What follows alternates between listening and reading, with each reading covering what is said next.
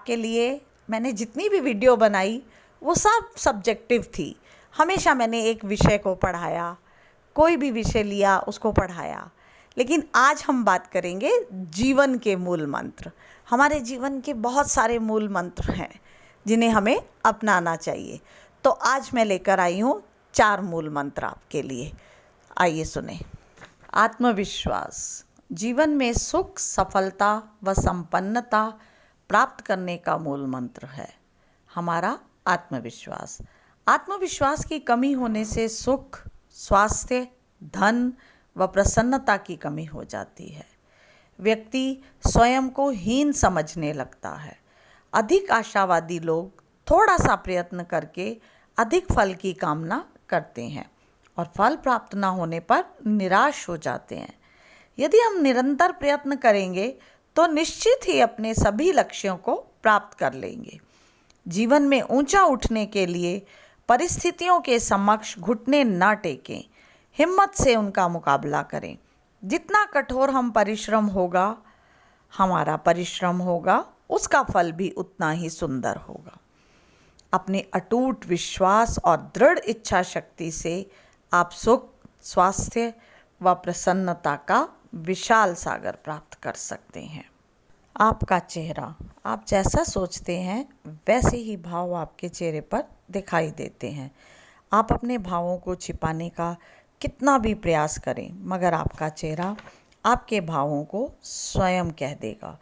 किसी एक व्यक्ति को देखकर हमारा चेहरा प्रसन्नता से खिल उठता है और दूसरे को देखकर हम उदास हो जाते हैं।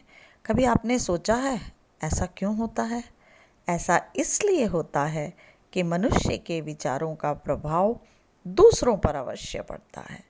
सहायता करने वाला, उदार हृदय वाला, शुद्ध विचारों वाला जिधर से भी गुजरता है खुशियाँ बांटता है।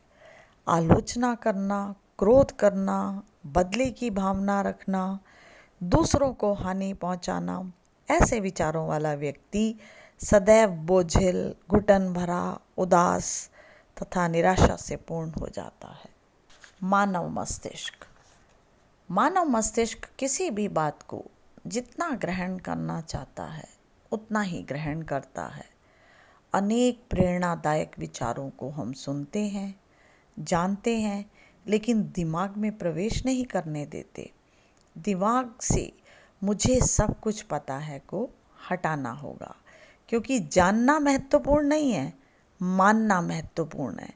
ऐसी बहुत सी बातें हैं जिन्हें हम जानते हैं परंतु अमल में नहीं लाते, क्योंकि उन्हें दिमाग में स्थान नहीं देते। उदाहरण के तौर पर हम जानते हैं गुस्सा स्वास्थ्य के लिए हानिकारक है, मगर हम फिर भी करते हैं। जल्दी सोना, जल्दी उठना, प्रातःकाल व्यायाम करना स्वास्थ्य के लिए लाभकारी है, मगर हम अमल में नहीं लाते। झूठ बोलना, छल करना, दूसरों को हानि पहुंचाना बुरी आदतें हैं, मगर हम इन्हें अपने जीवन में छोड़ नहीं पाते। मृत्यु के बाद संपूर्ण धन जिसका हम संग्रह करते हैं वह साथ नहीं जाएगा, मगर फिर भी हम धन संग्रह करते हैं। हम जानते हैं कि बुरी वस्तुओं का सेवन करने से हमारा जीवन समाप्त हो सकता है, मगर हम फिर भी करते हैं। जो जानता नहीं वह अज्ञानी है, मगर जो जानकर भी पालन नहीं करते वे मूर्ख हैं। विचार और विवेक। विचार करने की शक्ति ईश्वर ने केवल मनुष्य को ही दी है।